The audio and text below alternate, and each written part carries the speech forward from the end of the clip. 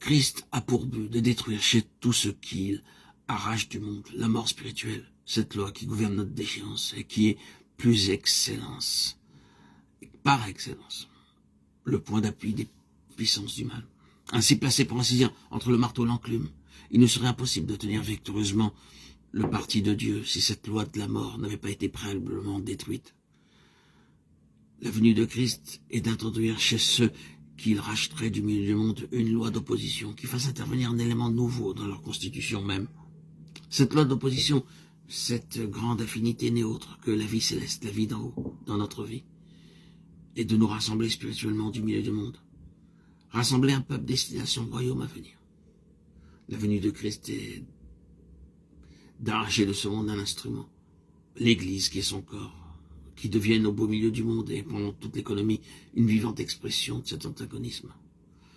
La présence des saints dans le monde produit les mêmes effets qu'avait produit la présence de Jésus et provoque le monde à se montrer tel qu'il est. Elle force le mal qui se cache apparaître au grand jour. La présence des saints dans le monde est la condamnation du monde. La puissance de notre témoignage est tout entière là.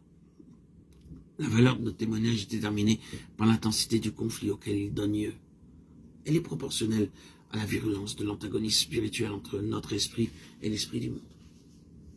Le peuple de Dieu est dans le monde pour enregistrer le choc entre l'esprit de Dieu et l'esprit du monde.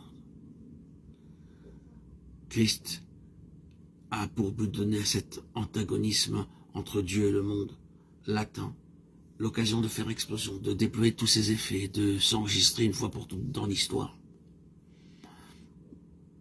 La venue de Christ projette une lumière saisissante sur la réalité de cet antagonisme entre le Dieu et le monde, et le met en relief d'une façon qui n'avait jamais eu ni précédent ni parallèle.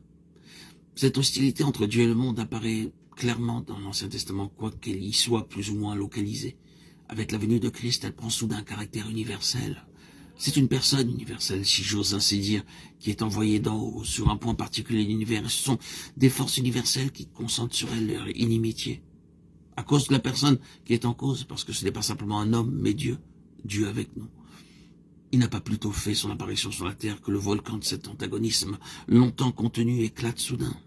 C'est Hérode d'abord dans le désert, Satan. À Nazareth, des compatriotes, et il semble bientôt que tout conspire pour faire converger contre lui le tollé de tous et délivrer le monde de ce Dieu qui s'est fait homme.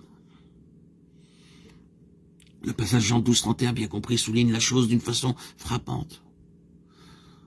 Le mot jugement n'est pas accompagné de l'article, c'est un jugement. En outre, le mot grec krisis, traduit par jugement, peut fort bien être rendu par le mot crise, qui en est dérivé. Il y a maintenant une crise dans la vie du monde. L'occasion de cette crise, c'est la présence dans le monde du Seigneur Jésus. Le seul fait de sa présence provoque un remous profond de tous les éléments d'hostilité contre Dieu que le monde cachait dans son sein. Il monte à la surface pendant le ministère du Seigneur.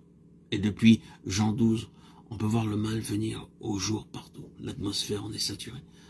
La croix n'est autre que le monde, montrant le fond de son cœur.